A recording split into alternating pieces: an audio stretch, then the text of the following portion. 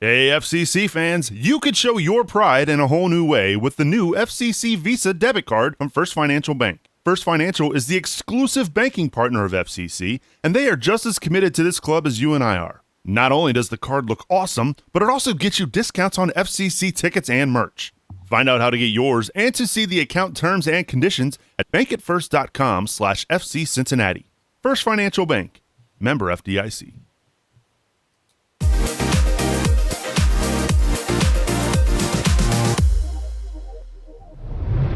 Hey, what's happening, CSTers? Welcome to another big show tonight coming up here. It's Monday evening. We're talking all things FC Cincinnati right here on Cincinnati Soccer Talk. Pleased to be with you. I'm Subs. FC Cincinnati falls over the weekend to Toronto FC 2-1.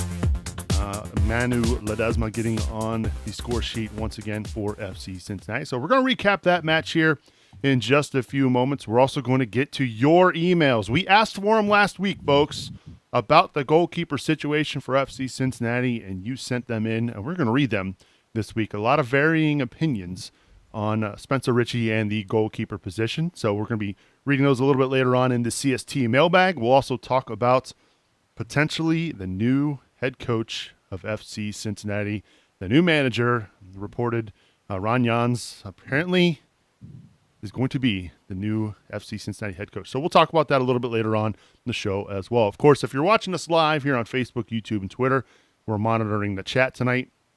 You can always email us at feedback@cincinnatissoccertalk.com, and make sure you hit us up on Twitter as well at Cincy Soccer Talk. Let's welcome in my cast of characters for this week. I will start first with the OG, Bryan Weigel. Bryan, how you doing, buddy?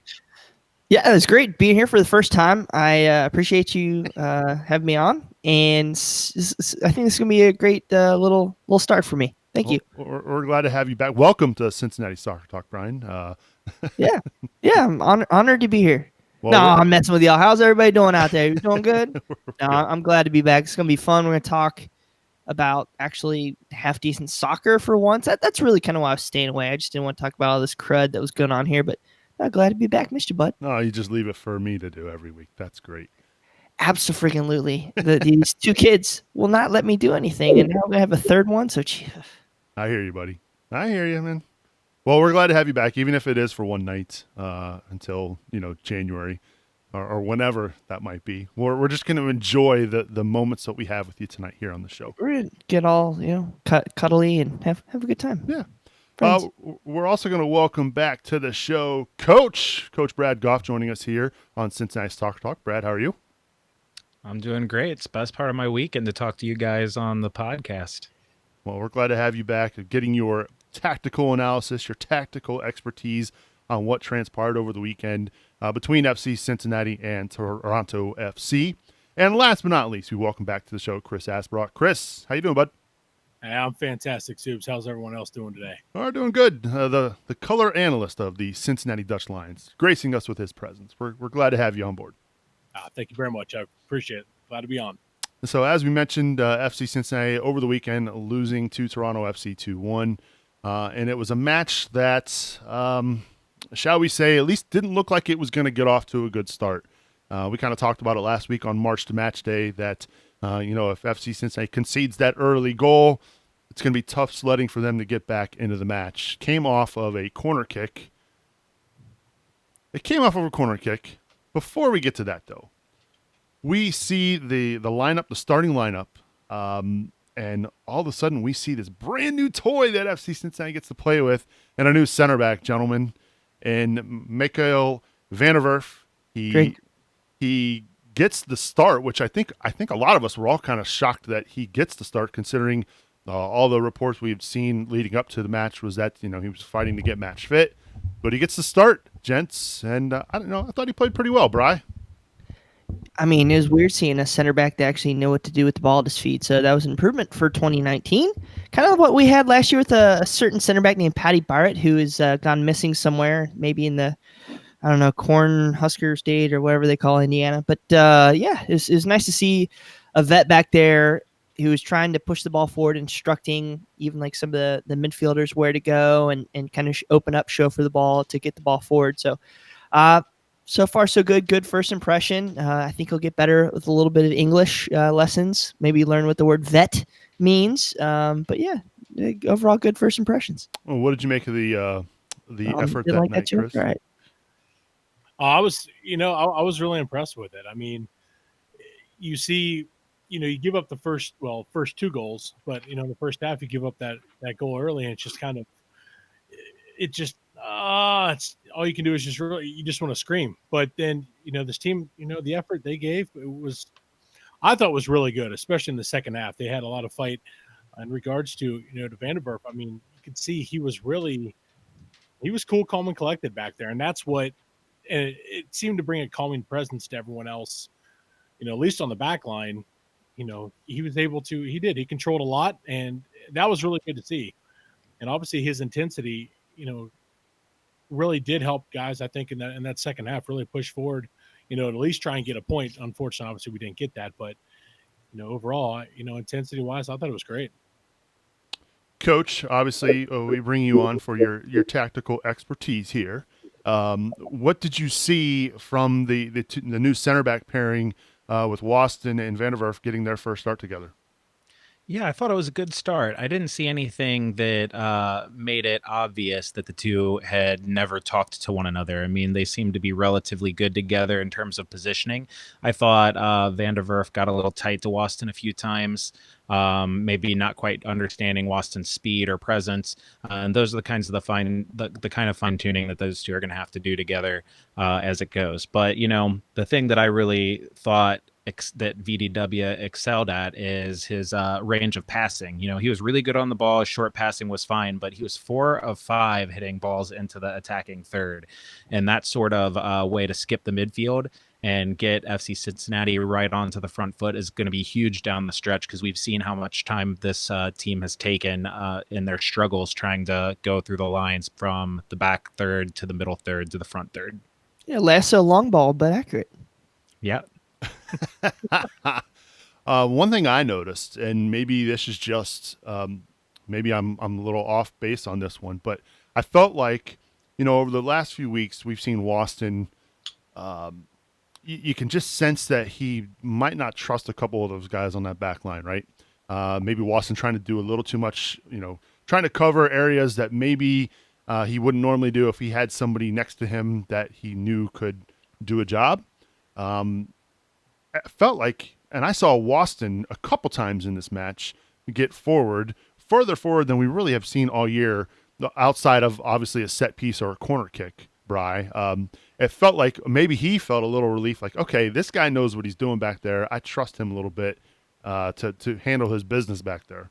I mean, it's one game, but it could be kind of reminiscent of his relationship with Tim Parker up in Vancouver. When he was, all league, he had that freedom to pick and choose when he'd want to go forward, when to do things. Maybe a little bit more defined roles that he doesn't have to worry about the organization, and VDW can focus on that. So, yeah, I think that'll hopefully breed some additional success in the future. But I think already you've seen that partnership has worked at least through one game. Has looked better than any other partnership so far. Yeah, and I think that we've also seen the negative here, if you want to call it that, is I think that Waston's comfort with VDW behind him, I think, exposed his discomfort with Deplan out to his left. I think those two, just the lack of speed out there, the subtle positioning shifts. I think that we saw Toronto get quite a bit of joy playing the ball in between Deplan and Waston and getting some crosses to the byline. And that's in fact how they won the corner kick that led to that first set piece goal. Of course, I would be remiss if we didn't talk about that first goal. I started to, then realized, hey, there was some big news before the match even started. So let's talk about that goal, Chris. Comes off a corner kick. What looked like not that difficult of a kick to kind of clear out. Kind of a fortunate bounce. Found the head of De Leon right in front of Stanko, who was right in front of TT. And I mean, I don't know what else they could have done. I mean, maybe Stanko could have anticipated that ball coming into his area a little bit better, but it really just kind of not the goal you want to concede when, things are somewhat going well for you there in Toronto.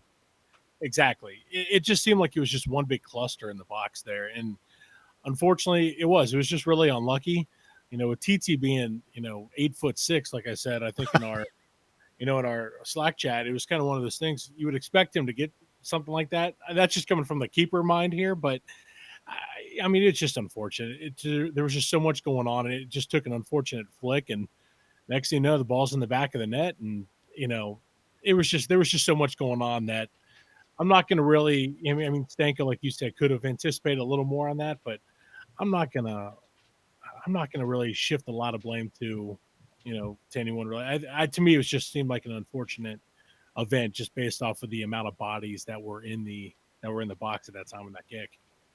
So, Coach, we know you wrote about it over on the website. How did it happen? What could have been different on that corner kick that would have maybe prevented a goal?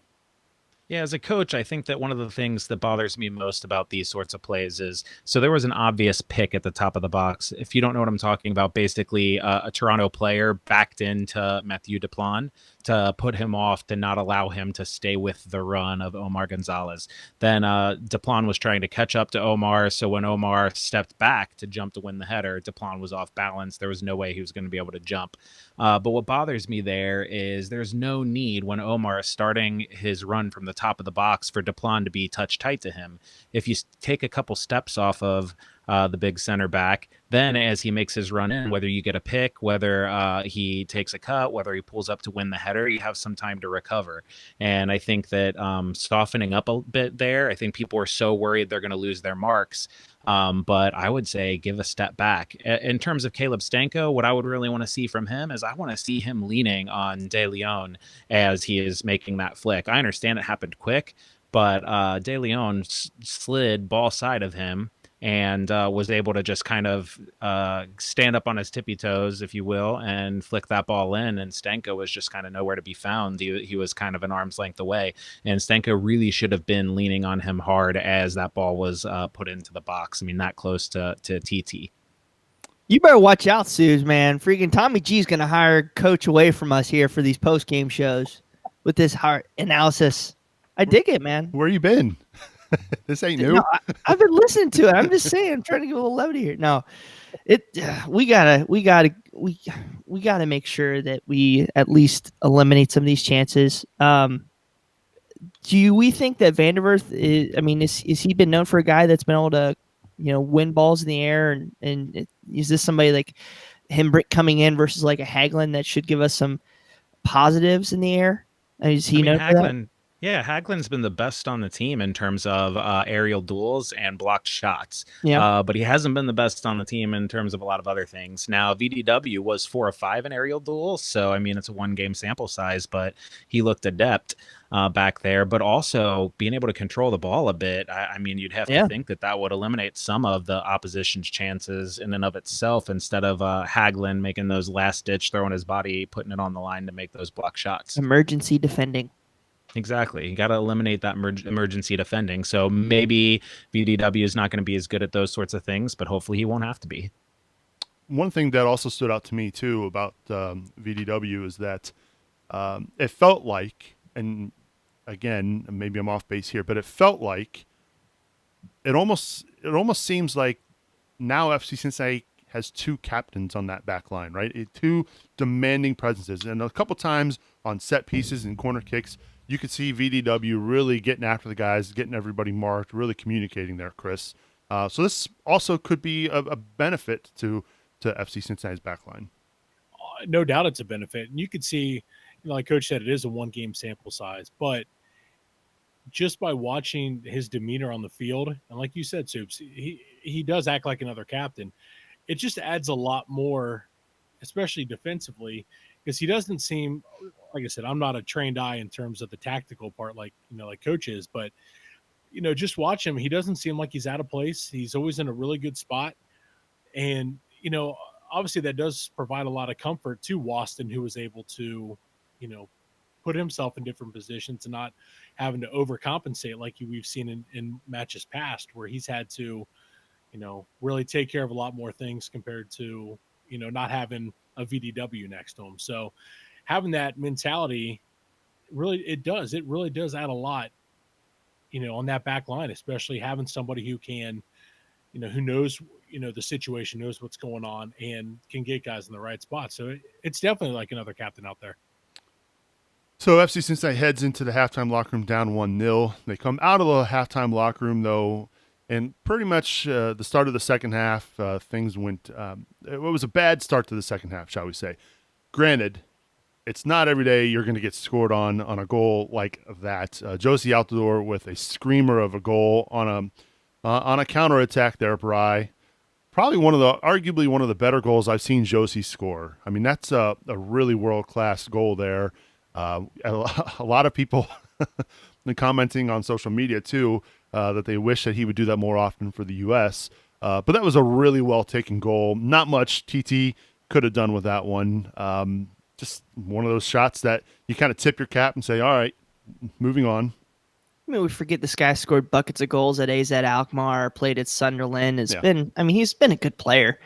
I think people dog him like they do Zardes. I mean, Zardes still puts in buckets of goals too. But I'd like to see maybe our guys become a little more cognizant and not give a guy of that caliber space. But really, we really think most people are going to take a crack from that far away? So especially Josie. It's tough. Yeah, Mr. Inconsistent. Yep. So. Yeah. I mean, it was a fantastic goal, Coach. Granted, maybe our guys could have gotten a little tighter, but I think they were also trying to defend the counter, and he kind of held up. And I mean, it was a whale of a goal. Yeah, Josie's not going to score a lot of goals like that. He's not known for his long-range shooting, but he is known with his tight control. I mean, he plays back to goal a lot, and he's able to hold off defenders. And what we saw for him is in 2 touches, receive the ball, cut back, get the ball out of his feet, and then let the shot fly with his 3rd touch. Now, I mean, I do think when he had to wind up for that shot, right? He was hitting it from 28 or 30 yards. And I do think as he wound up, I think that VDW could have gotten a little bit tighter. I think to begin with, when he cut back, I think Hoyt, quite frankly, should have done the old professional foul and just kind of taken his legs with him instead of running on by. But I do think in terms of the shot, it's not Josie's strength. It was unexpected. I think that probably nobody was as surprised on the pitch as he was. I think he forgot to celebrate, and then he just made it look like his old, just like raising his arms, like, look what I just did. But I think it was just because he was as surprised as anybody. I mean, I think we were all shocked when that ball went in the net. Even the announcers, I had the Toronto broadcast, even they were shocked that ball went in the net. So FC Cincinnati find themselves down 2-0. But then they get right back into it, Bry. Manu Ledesma gets the goal. Alan Cruz does really well there in the box. If Ledesma doesn't score there, there's a potential that maybe Cruz draws the penalty. Maybe a good non-call there by the official. But Ledesma with another goal for FC Cincinnati. Guy keeps putting the ball in the back of the net. How many guys on this team look comfortable going forward, going at the goal? Him? Anybody else? That's really pretty much about it. So we better play the hot hand right now. I don't want to see him on the bench. Even though I'm sure, like with Lamar getting healthy and maybe Maddox, hustling like he did this past week, I think there's that risk of putting him on the bench. But got to play the hot hand. I mean, the guy maybe isn't the best defender, isn't the best winger, but he gets in the smart spaces and makes teams pay when he gets there. So. There's no reason to me why he can't continue on this squad, especially how we've struggled for goals, and I mean he's putting them in. Chris, Bryan's right. I mean he is the hot hand right now, and it was with his right foot. That was the beauty of it. Something I don't think I've ever seen before. And I was one that the first part of the year, I've said it numerous times that I shredded Manu because he did. He looked out of place. He looked like he was in way over his head. I got to give the guy credit, man. I think he's played very, very well. And obviously, he's the hot hand, like you guys said. And, it's one of those things, keep playing that hot hand. That was a great goal. He was in the right spot there and took it with his right foot in the back of the net. And, right there, it's a 1-goal game and, anything can happen after that. But I got to give him a lot of credit because he's definitely put himself in a spot to be a major player on this team, moving forward. So, props to Manu for that. And just moments before that goal, Coach, FC Cincinnati had a really nice chance as well. Ledesma, almost with an assist, had Alan Cruz realized just how many acres of space he had around him there inside the Toronto box. Opted for the acrobatic I think if he goes back and watches the tape, he's going to see, man, I could have maybe chested that down, and it could have been a 2-2 match at that point. Yeah, it's really unfortunate because FC Cincinnati doesn't create enough chances to let kind of those kinds of things go wanting. But that said, I mean, you can't fault Cruz. He has no idea where the goalkeeper is. He's probably expecting the goalkeeper to be aggressive there and come straight through his back. He probably had an idea that he had a bit of space in front of him, but for all he knows, he brings that ball down and the goalkeeper plants him 6 feet under the ground, coming through him to win it. So, he's also probably practiced that bicycle kick on the training ground for every day for the last 15 years and on the big trampoline for 5 years before that as a kid. So, you always want to score those kind of goals. You can't really fault him. But this is where I kind of have a thought is that we're playing a defensive midfielder higher up the field, and he's not the guy that's been known for these. I mean, he's scored. He scored for Costa Rica. He's had a couple good goals, but that's not necessarily his best role. So I would say we're not putting him in the best situations in putting him up there like as much as we did, especially later in the game. I mean, he can press the hell out of anybody. I think you're exactly right, Brian. You hit the nail on the head. I mean, we're asking a guy who can do a lot of things well to do something that he's not excelling at.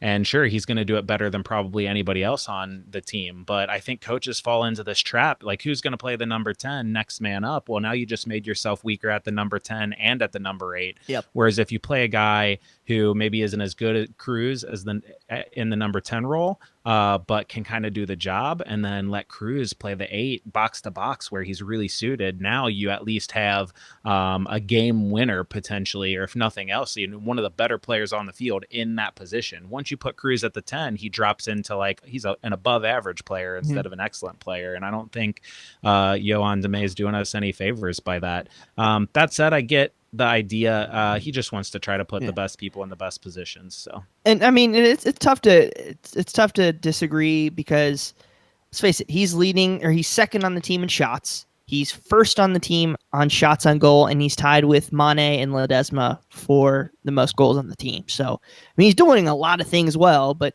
this is back to the point where we need Dolly to do something positive. We need Adi to show up somewhere. Wise Maddox on the bench. A lot of questions here. Yeah.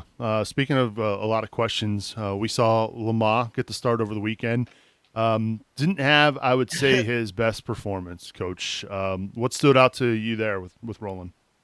I'm just glad to see him back on the field. I think Roland Lamar, FC Cincinnati has a potential match winner, and he's able to do things. We saw him thread that nice little pass into Alan Cruz when Cruz was able to bring that down and cut inside and create that Ledesma goal. And I think Lamar is able to break the lines with passing, unlike a lot of players are. He was definitely one of our best players before he went down injured. I mean, he was one of the guys that was literally before Amaya stepped up, he was the guy trying to drive the train. Yeah. If we can get him, Amaya back together, Ledesma and maybe one of Adi or Dolly can figure something out. It'd be nice to have them all back. It was one of those, and when I say he didn't have his best nights, Chris, it just felt like every time he shot the ball, it was going through the uprights for a field goal. And he was always looking at his teammates saying, my bad. It just felt like every time he did it, I know he had the great pass to Cruz, but it was just one of those nights where he didn't have his shooting boots. Yeah, he seemed a little rusty because it was. And that's understandable. Yeah, exactly. Yeah, no doubt. I mean, it's just like every shot, like you said, was, I mean, it was 55 rows deep, and he did. It was frustrating because a couple of those, even if you have, you keep your head up there. I mean, I can't remember exactly which play it was, but I could have sworn it might have been Daly was, streaking down the middle there. That's saying something because, his speed isn't the best, but, there was one and he ended up shooting, and it did. It was way up in the stands. And again, he raised his hand and just said, my bad. But, a couple of those, obviously it is the rust, and, having a couple of new guys back there, a lot of mix and match. And it's, once we get some of these guys back from injury, I'd have to think it's going to get better in terms of the chemistry part of it. But that's the title of this season. I think it's going to get better. Subtitle, it can't really get worse. Exactly. Oh, man. We did get this comment because you mentioned Maddox, Bryan. This is from Jack on Facebook. Maddox on bench because he hits the goalpost instead of the back of the net way too many times. No, false. Fresh cabbage or lettuce or whatever his name said. We're just getting rid of him. That's why he's not playing. That's why. But no, I agree. That's a good point. Yeah. How many was it the first 5 or 8 games? We're like, oh, we're doing so good. We're putting so many shots on frame. Yeah, we still really haven't improved there. But yeah, that's a good point with Maddox. I think one of the things we're seeing is FC Cincinnati being married to a certain system instead of trying to put themselves in position to get points. You have a guy in Maddox who just likes to run. We see him when he comes on. He works his tail off. Press. Yeah, presses, runs the channels, and we're married to this 4-3-3 or 4-2-3-1, and Maddox is not a center forward number 9 in that sort of role. I mean, we're definitely trying. Well, you're always trying to win the game, but I do feel like there's something else behind there. We're trying to figure what players are ready to go for next year. I mean, I think it's fair. I mean, do you guys kind of get that feeling, especially with our starting 11 this weekend? Oh yeah, I feel the same way. I don't know, Coach. You might feel differently. If we were on a competitive team, there's no way in the world I'd be starting Dolly over Maddox. Yeah, I think that we've seen that a lot. We just talked about Alan Cruz playing in the number 10 role because we have nobody else who can do it. Well, we could play 4-4-2. We wouldn't even need a number 10. We could play a 4-4-2 diamond and let Cruz operate sort of as an 8 with Stanko or Ulloa in behind him as a 6 and push those wingers out wide. But we're so stuck on this 4-3-3, 4-2-3-1 hybrid that we've been playing. Now, maybe in a year or 2 years, we're going to say when all the pieces are clicking and that's still the formation and we have a playing style and identity, we're going to say it all started here. Or maybe we're going to be looking at this when it changes. We're on our 3rd coach or something and saying, why did we try to just force that 4-3-3 that whole 2018, 2019 season? Well, the issue is how many strikers have we had healthy all year? I mean, Adi missed a lot of time. Dalley's not even supposed to be playing, This was not. I don't think this was ever in the plan when they drafted him in the super draft. So you take away, all those weeks Adi missed. Then Maddox, who could be another 9, was gone for a month because he was with Jamaica. So maybe this is maybe a 4-4-2. Bryan is something you could see down the road, but I doubt it now that they've got a new general manager and he's got his style. I think, especially with the rumored alleged coach, I think this is definitely the style. But you also have to remember, you got to look at the roster. Not everything fits. The formation should fit the what's the word I'm looking for? Fit the roster you have, not the other way around. But did you tell Alan Koch that when he assembled the roster? Hey-o. Yeah. We went there. Y'all been missing me, haven't you? Y'all been at it. He's not drinking and tweeting tonight. No, I'm not. I'm stone cold sober. That's the best part. Yeah, but that is the thing, though. I mean, you look at it's hard when you put the roster together like we did. It's just there was so many different pieces that really didn't fit in like we thought. So it's kind of we're at the point now to where maybe trying to just play a certain formation based off of what the rumored coach who runs a 4-3-3 when he was over in Holland. I mean, I guess it's at that point now to where we're just going to try and maybe not force feed it, but see what we've got with with the guys we have on there. I'm being told to stop use the Gold Cup as an excuse. I'm not using it as an excuse. I'm saying the reason why the 4-4-2 was not tried or ran out there is because there was not that second forward in the 2 forward situation. Unless you want to put Frankie Amaya there, maybe as your second striker, but I don't think that's where he's suited either. So no, I think I actually dig the 4-3-3 right now. And we'll see what happens if we bring in anybody else. There's been rumors that we're bringing in a winger, then we're not bringing a winger, then we're bringing in a fullback, we're not bringing a fullback. I don't know about you guys. If we're really struggling with wing play, and you guys mentioned this a couple weeks ago, why not put Powell on the wing? Give him a shot. We know he can't play defense, but he can put in crosses and attack players. So, I mean, there's legitimately put him there. And then if we're having issues with the forward spot, put Ledesma up top. He's done it before. I mean, shoot, might as well. If we're trying to win games and we're still trying to figure out what we're doing. What about you, Chris? What do you think about that? I agree. I mean, I think at the point now, the season's all but lost. Let's be honest here. It is what it is. So now let's see what we can experiment with here and see what put guys. Maybe not throw them completely out of position, but maybe test a guy here and there in a different spot and see what you got because right now it's not like we're going to be making a push to the playoffs. Let's just be honest. It is it's just what it's going to be like. But again, yeah, push Powell up and see what he can do. He's got the speed. Dude, I'm sounding like a Reddit coach here, so you can disagree with me if you want to. No, but I agree though. I mean, I'm not even on Reddit. I just laugh at what you guys. I mean, I do agree though. I think at this point, you got to see what we have for at least for next year. Yeah, that's the big thing, and we need to win we need to go out and do as best we can for the home games. I mean, there's rumors that Garza might be back, have an opportunity to be back this week, so we'll see. I do like giving our young guys Dahlia a shout out there. Seeing McCabe in there is cool to see. Those guys shouldn't be playing yet. They should be in the USL getting time, but at least they're getting time right now with us. So I guess that's one positive, but we'll see what happens. I'm excited to see what Gerard brings when he gets here on Thursday, and maybe Coach, is it Jans? How are we saying this here? I believe it's Jans. Jans. Oh, okay. Coach is there. Yeah, we lost Coach for a minute. We hope he's back. We're gonna. I think I am. He is back. Okay, we're gonna see. We're gonna put you in the Boston Brazil box of shame, Coach. I deserve it. So as we work on that, Bryan, why don't you give us your negatives or your one positive, one negative from this weekend? Oh God, I really want to take the easy one with VDW. But with that being said, I still think people disagree on Stanko. I still think he can play at this level. Just if you define his role a little bit more, let him stay back and let like Ayoa and Cruz get up the field. I'm okay with that. So I'd say I take that as a positive. Negative. We really need to find out what's going on at right back. Whether that's Powell getting in back or putting DePlon back over there when Garza gets back. I love Hoyt. I think right now he's solid, but it's a spot where we need to be able to overlap and start getting additional numbers in the attack. All right. I think we got Coach back. Coach, give us one positive, one negative from this past weekend.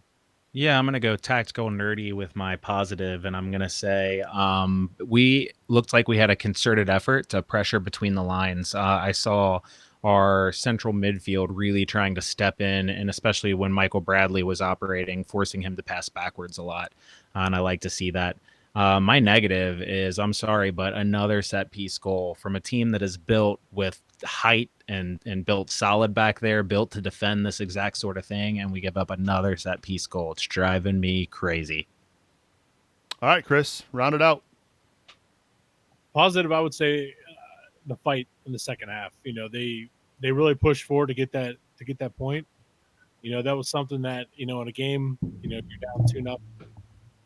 Easily the way the season's gone, you could have easily given up.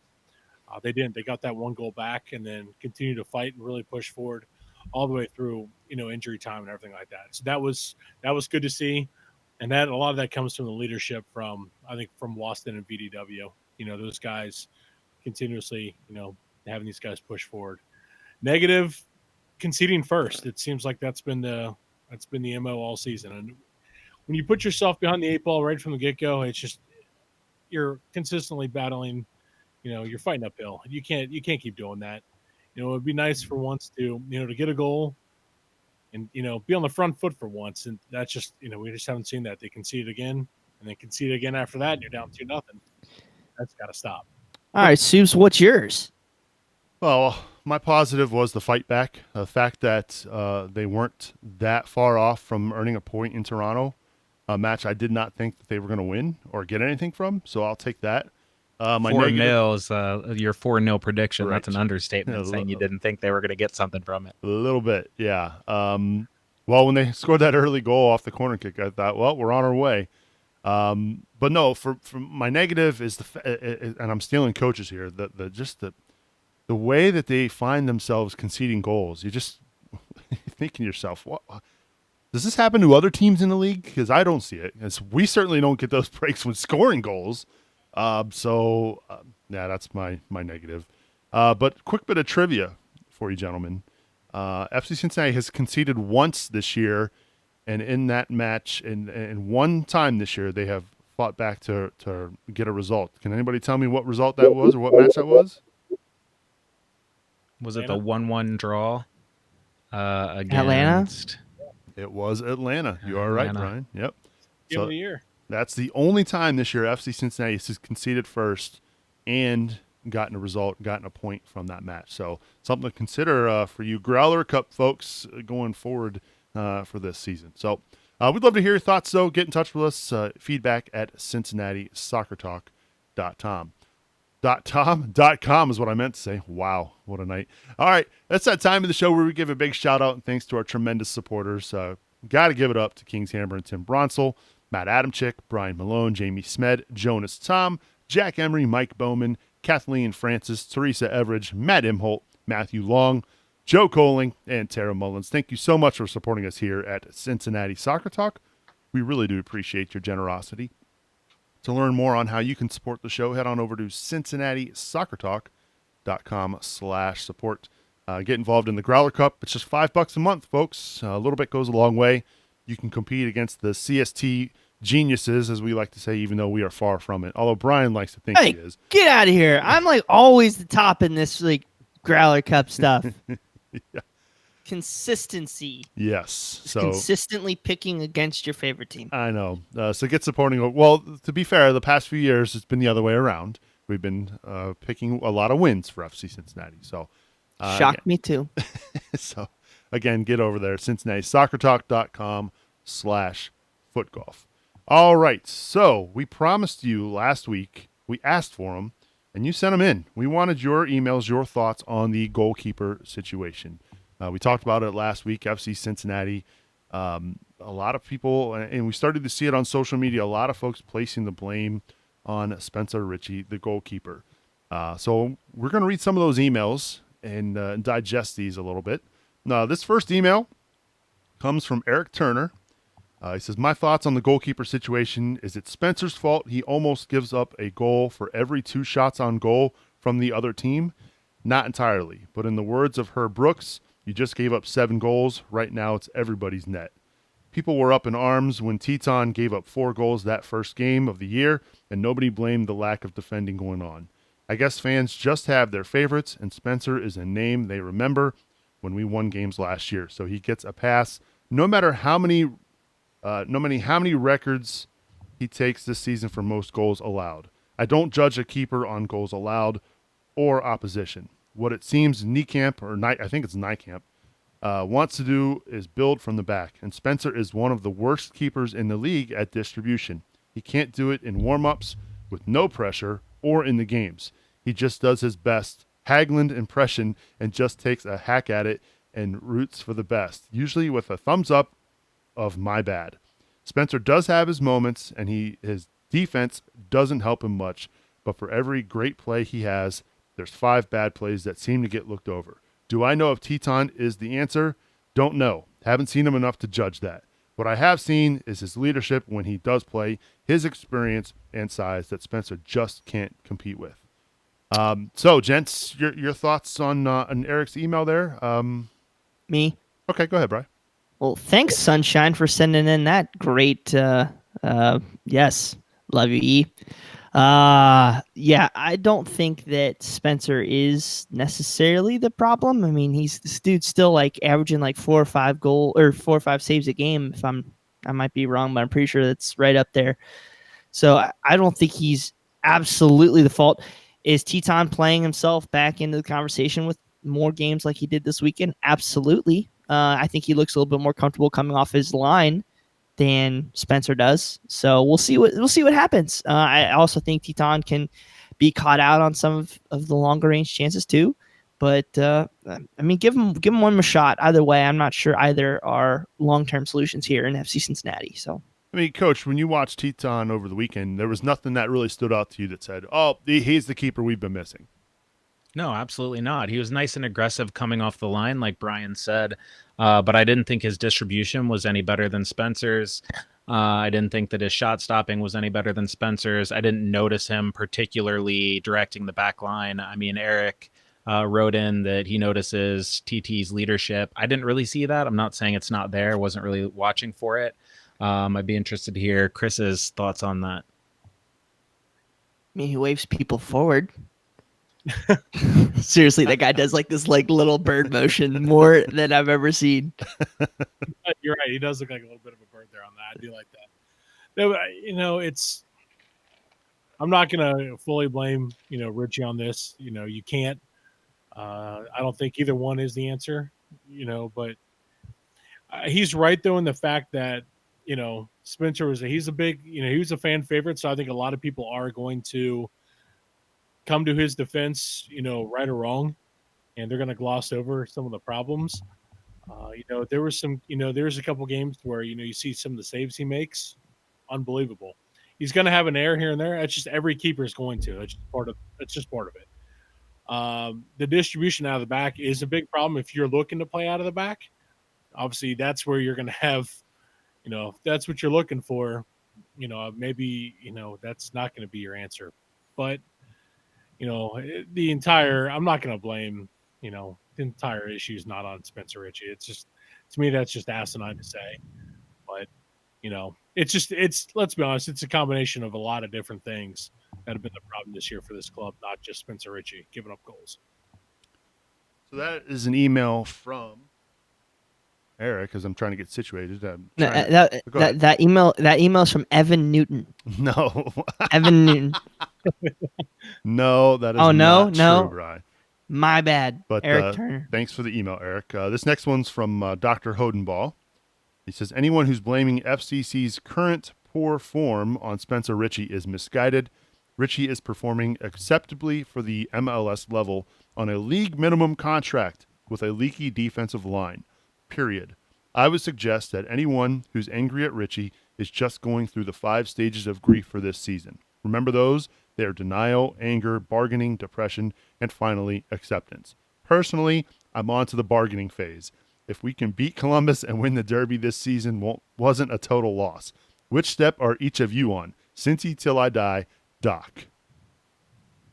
He called you out, E. He called you out.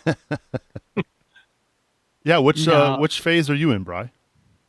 Well, hold on. I gotta go back and see what these stages are again. I think the whatever leads to more Bud Lights is where I'm at.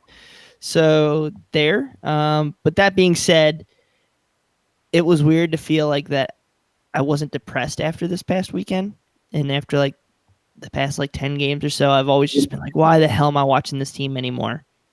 And I didn't have that feeling this past weekend, so I guess that was a step in the right direction. You've hit acceptance. Well done. Accept it. No.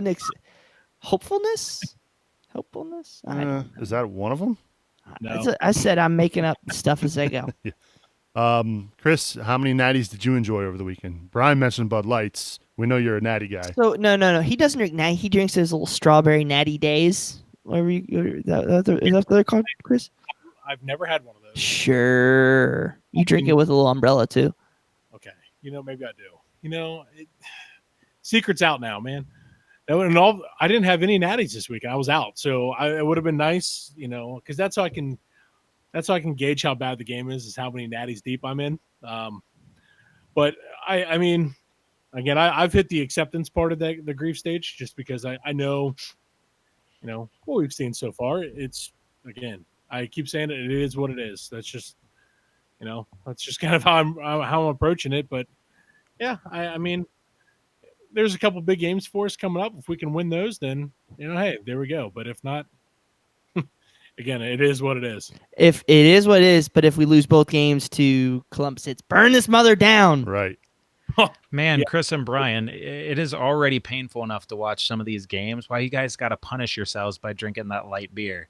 Okay. And just quit punishing yourself. So, mister, I drink Yingling normally. Oh, it's way I don't better. drink natty. I don't drink natty days. Unlike my brother. One thing that Dr. Hodenball said that I want to key on is that Richie is doing acceptable for the MLS level. And I think if you look at it from an economist standpoint, value compared to cost, I think Richie's good, for what he's costing you. But the fact of the matter is, a team with this leaky of a defense needs an above average to even an exceptional goalkeeper. So do I fault Spencer Richey? No, he's doing his job for what we expect him to be. However, when you're giving up the third most shots in the MLS, or if you're the goalkeeper that's faced the third most shots in the MLS, and you still have one of the lowest save percentages among starting keepers, you're not going to win yourselves many fans other than Trisha Hauser and her roommate. Heyo. I mean, but let's be honest. If we even had like a keeper like David De Gea or Hugo Lloris, like a big name goalkeeper. I mean, how good would they do? That's the thing. It's just with the defense as bad as it was at some points this year. I mean, he's averaging 3.2 saves a match, so that's not bad. Exactly. I think he's done. I think he's done admirably well. I'm a fan of him, but again, I'm not. I'll give him credit where it's due, and I'll bash him when it's due. But again, when you have a keeper who's in the trench taking grenades like he has at some points this year, I don't care who's in the net. They're going to give up goals. He's the next Zach McMath of Major League Soccer, and what I mean by that is he's a guy that if he's starting games, he's not going to lose you a bunch, but you still want somebody better. Yeah, I think that hits the nail on the head. I think what you're looking at in save percentage and the variation between how many shots you face and how many goals you give up, you want those to be, like, if you rank yourselves on a list, you want those to be fairly equal. You see players like David Bingham and Bill Hamid. They're both 1 and 2 in shots faced, but they're also both 1 and 2 in saves made. Whereas Spencer Richey is 11th in shots faced and he is 4th in saves made.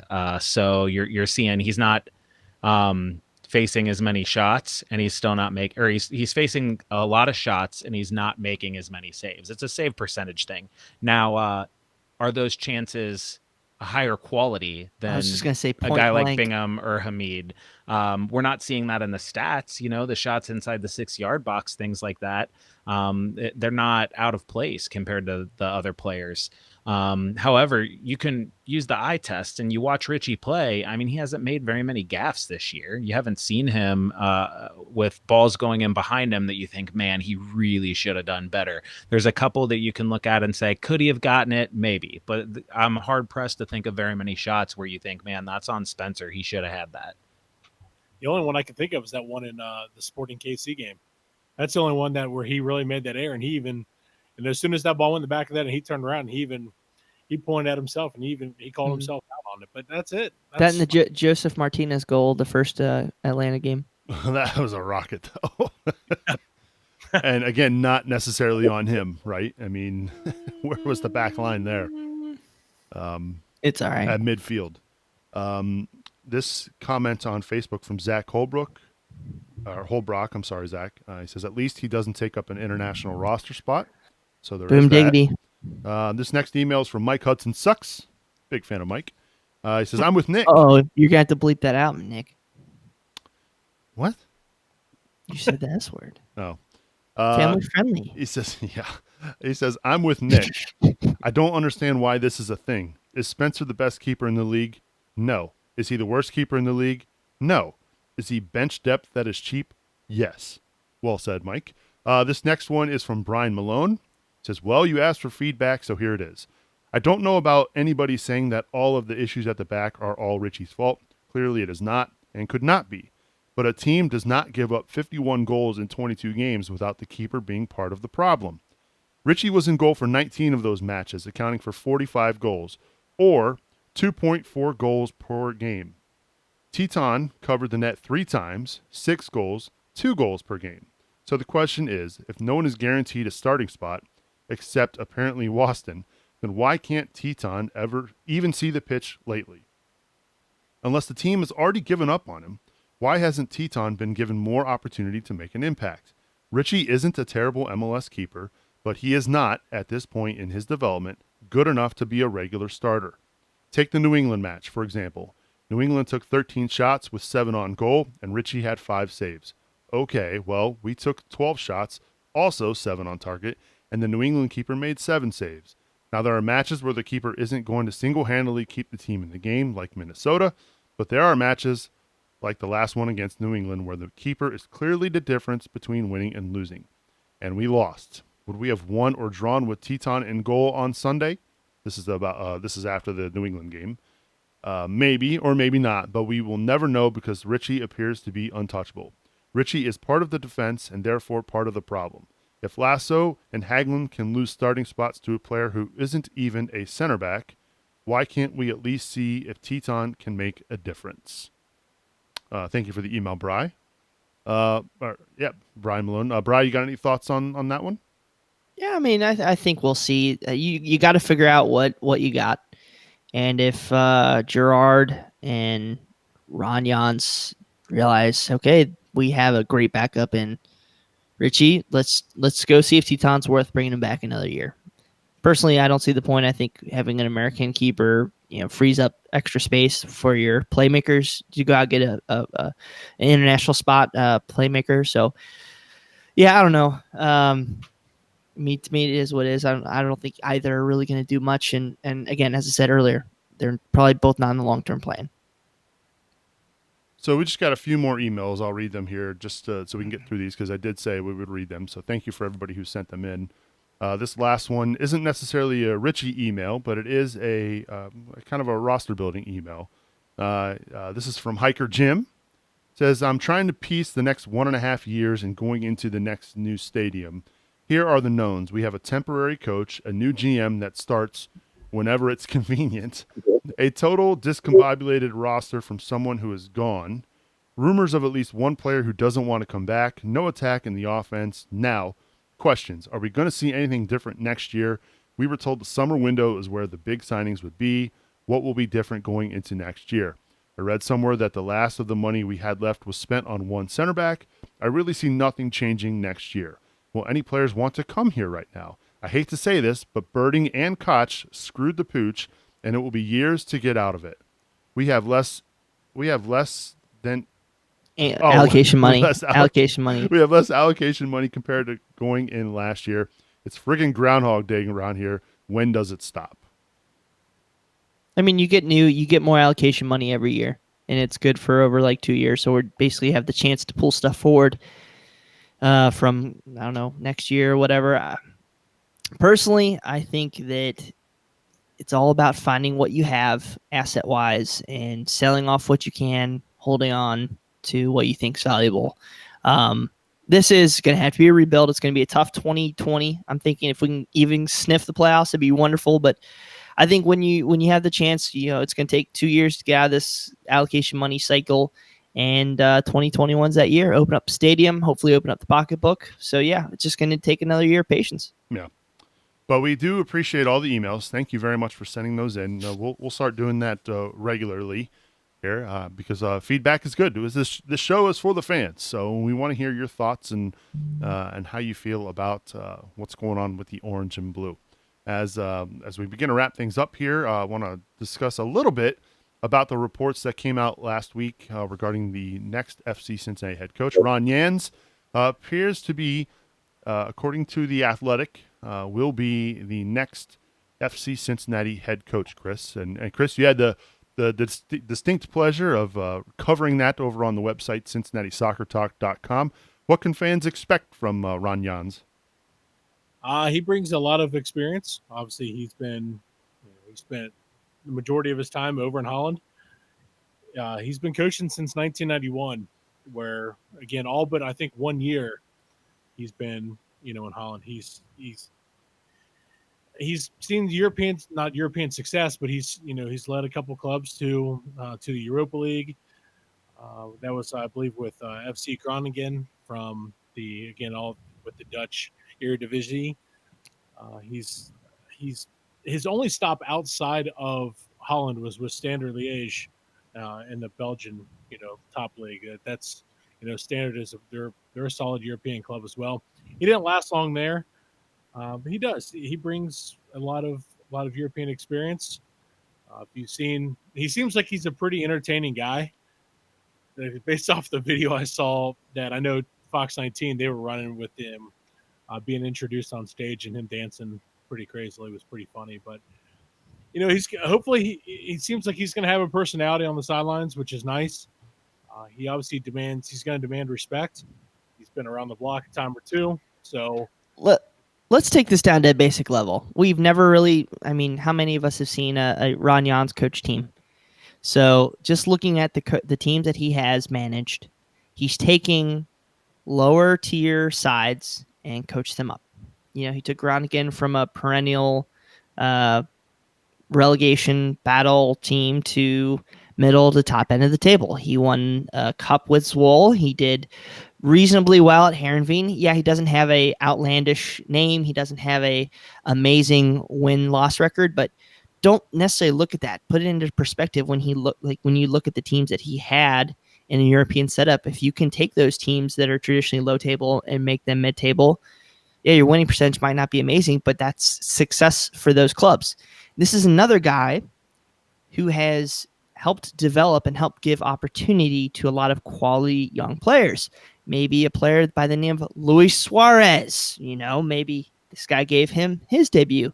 So let's just remember things like that. Daily Blind.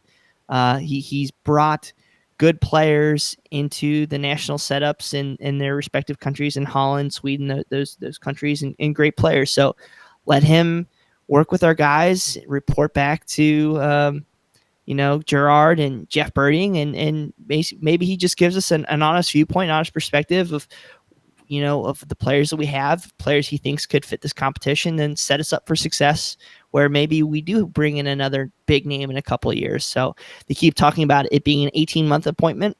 I hate limiting ourselves to that, but I also see the positivity of that, because we're going to be in another situation in a couple of years when we can go out and, MLS is bringing in $12 million transfer or players on $12 million transfer fee now. We're going to have to do that at some point. So I think you're going to see this all adapt and be fluid. Is he going to be the coach then? Who knows? But it's a good start for right now.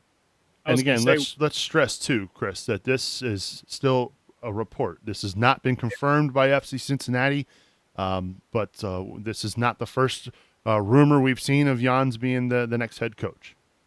Exactly. And I do want to kind of piggyback off what Bryan was saying there. You look at some of the results that he's had, in his time over in Holland. I mean, he won a cup with, I think it was Utrecht when they knocked off Zwolle. I'm sorry. Yeah.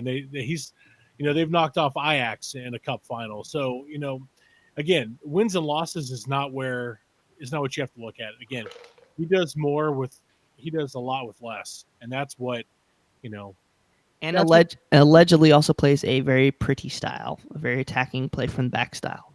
Exactly. Yeah. That's another thing. Yeah. He does the 4-3-3, and I think he's done 4-2-3-1, I believe is what I saw when I was, kind of digging up some stuff on him. But it's an attacking style of football, which is great. That's something the fans like, obviously. But, again, he's done a lot with less, and that's something you want to see here in this situation when you have, a team that we're trying to rebuild right now. And, moving forward, it's going to be, I think it's a good hire. He's got familiarity with Nijkamp, and obviously that right there that's key, having that, that connection from the field, to the, the front office. That's a key thing to have. Yeah, there needs to be a lot of trust in this club, and I think we've had some betrayals of trust. I think we've had people trying to do their own ego and things like that, and I would put money on that this is going to be a cohesive, cooperative venture for the next 18 months.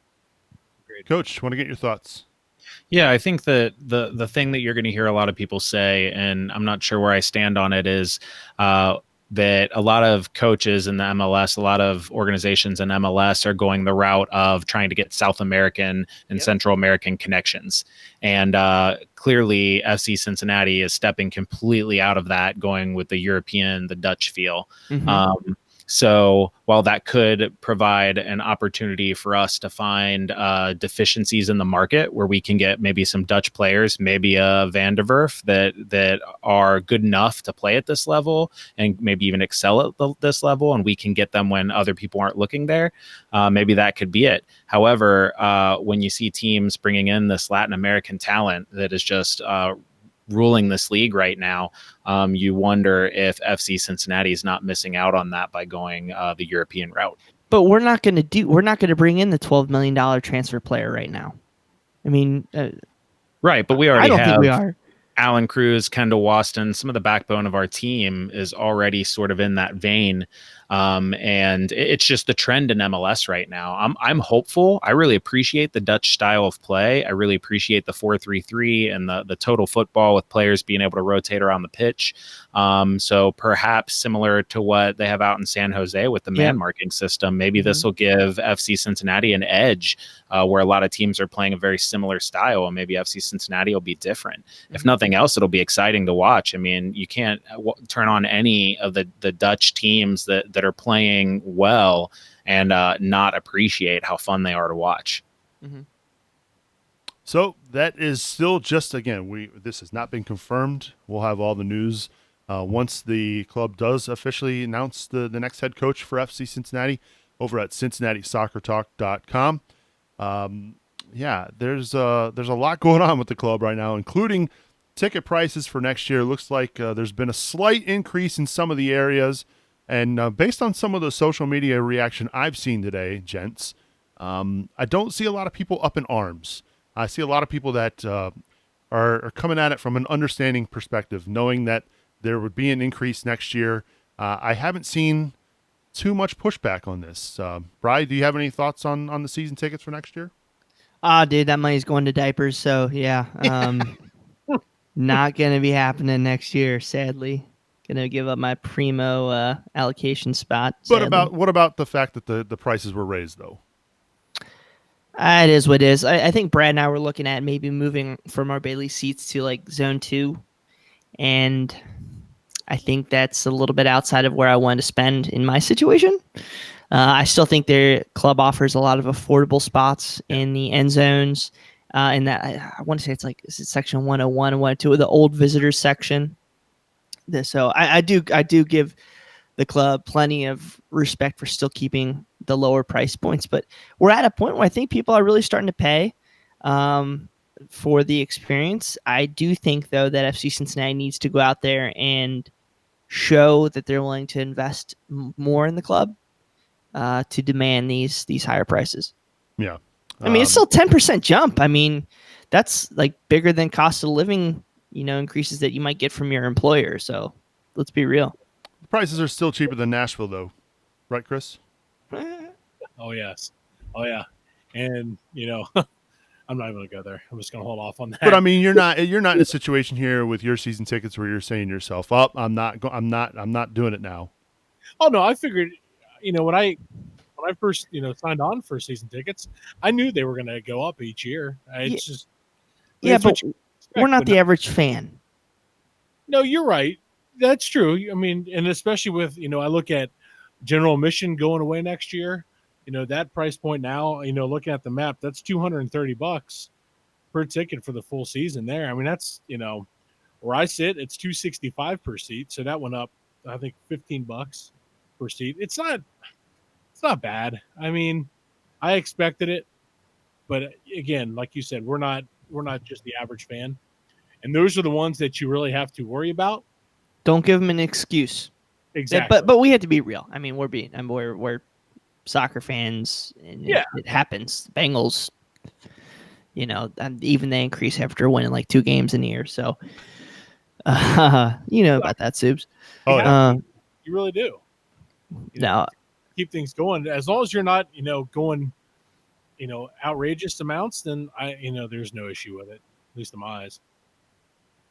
Any thoughts on that, Coach? It's all about the product you put on the field. Yeah. If people are having a good time, then this price point keeps us very competitive in the MLS. I think keeping concessions reasonable, like what they've done in Atlanta, keeping tickets reasonable. I mean, they're going to go up, but if you're having a good time, even the casual fan's going to come. It's about the atmosphere. So people in the Bailey need to keep bringing it as they have been doing, but also the team needs to put in good performances, not even necessarily wins and losses, but I would venture to say, people are going to enjoy 4-2 loss more than 2-0 loss.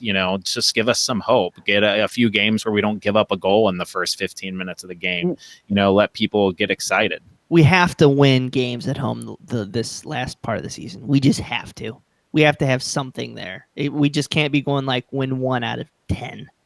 So that being said, if you don't want to pay, I know an awesome club based in Northern Kentucky called the Cincinnati Dutch Lions. Yes. Even if you're not a season ticket holder, or if you still want to be FC season ticket holder, still be a season ticket holder for the Dutch Lions. Well worthwhile.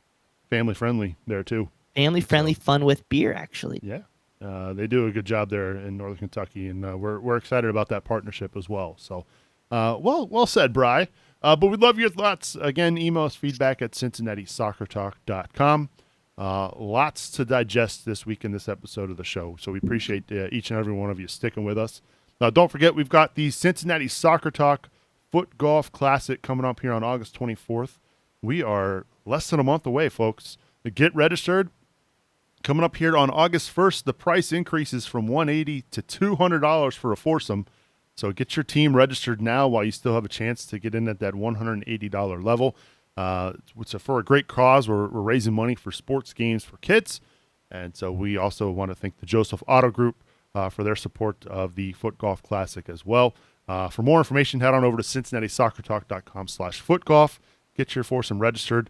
And if you're by yourself and you want to golf but can't get a team together, we'll pair you up with some folks. It's $45 if you're a single golfer as well. They're coming up on the 24th of Woodland Golf Course. It's a great time. It's a great cause, and we hope to see each and every one of you out there.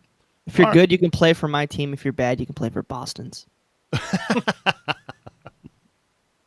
On that note, again, thanks to everybody who's tuned in live and watched us tonight here on the social media. And if you're listening to us in podcast format, we appreciate you downloading the show each and every week. Let's get the final thoughts from Bryan Weigel. Bri, it was good hearing from you. I know it's been a while. Hopefully it won't be a while going forward, but no, it's good having you back on the show, getting your take. And you got any final thoughts as we get out of here? Well, if my kids keep going to sleep at 8:15, it might get a little bit easier. So we'll see, Soups. I'll tell you what. Even with all our struggles and everything, I love seeing the three women soccer players from Cincinnati that play in the NWSL for the Washington Spirit, I believe. They came down to the Reds game this past week and threw out the first pitch. I really, really, really hope that we keep hearing more about Cincinnati to NWSL. I think the time's right for us to capitalize on that going into the new stadium, whether if we want to do it in 2021 or maybe 2022. I just think that it's a chance that we could really, support the women's teams, that especially with the equality and the payment for the U.S. women's national team players, but overall the sport, I think it'd be great to have our market have an NWSL team. So hoping here, hopefully we hear news on that soon, and we can keep capitalizing on their huge, massive crowds they had this week. Well said, Bri, and it was good having you back, bud. See you, buddy. Final thoughts from Chris Asbrock. Well, it was, obviously we, building off of last week and the loss to Toronto. We've got a big match coming up against the Vancouver Whitecaps on Saturday night. 8:00 kickoff. It looks like the weather's going to be, really beautiful. It's going to be nice and toasty, but not too bad. Let's get out there and, and fill up Nippert again. It's, these guys, obviously they continue to, put forth a pretty good effort in that match against Toronto and, continue to build on what we're looking at for at least for 2020. So I'm excited, especially if they do announce a new coach this year, whether it is Bryan or somebody else, like the rumor stated. It's going to be. This looks to be a pretty fun week. You got the MLS All Star game, this week as well, facing up against Atletico Madrid. It's just kind of a nice, fun week too, especially with the transfer window. Just kind of get out there and again watch some good soccer against Vancouver. To me, looking ahead, I think it's a very winnable game for us. So, get out there and make Nippert a fortress like it was in the USL. Let's make it tough for Vancouver to come in and take 3 points from us. I was really hoping we would go a whole episode without talking about the MLS All-Star game. A match I really could really care less about the All-Star game, but I digress. Good stuff, Chris, as always. We appreciate you being on the show. Would you go if we hosted it, though? Nope. Don't care. Nope. I genuinely don't care about the All-Star game. It is a 100% a money grab. Bull. If they played Man United, you'd be in red and whatever in the front row. You'd be there. Gotcha. He says it, yeah. If it was Man United, I would consider it. You missed me. I would go there angrily. Sure you would. You'd be painted up in red, and what are they, red and black or yellow or whatever? I'm done painting up. I've retired from that business. So not unless we raise $1,000 for sports games for kids. I bet you'd do it. I'm not doing it until your brother does it. Yeah, he's chicken. I know. Final thoughts from Coach Goff. Coach, it's good having you on the show again. Yeah, thanks. I had a good time. Besides the fact that I need to get a better internet connection and Chris and Bryan need to drink better beer, my final thoughts are, we have FCC has 7 of their last 11 games at home. And fans that think that they can't make a difference, we saw what the fan base has done for this organization in helping Cincinnati win a major league soccer franchise. Fans can make a difference. Hiker Jim asked, will players even want to come here? And I'll tell you, players have egos. They think they can be the one to turn the team around. Fans, you keep showing up, give it your all, and the guys will give it their all, and players are going to want to come play in front of you. So subscribe to this podcast, share it with your friends, and buy tickets to the game and come out and support the Orange and Blue. Hear, hear. I like that. Well said, Coach. And appreciate all the effort getting on the show tonight, buddy. Yep, I had fun. Let's do it again sometime. All right. My final thoughts, again, make sure you go get out registered for the Foot Golf Classic coming up here in August. It's going to be a good time. We want to sell that bad boy out and raise a lot of money for sports games for kids. That's a cause that's near and dear to our hearts here at Cincinnati Soccer Talk. So make sure you get registered for the 4th annual CST Foot Golf Classic presented by the Joseph Auto Group. All right, that's going to do it for this episode of CST. My thanks to Bryan Weigel, Chris Asbrock, and Coach Brad Goff. I'm Subs, reminding you to watch your tackles, and we will see you all next week.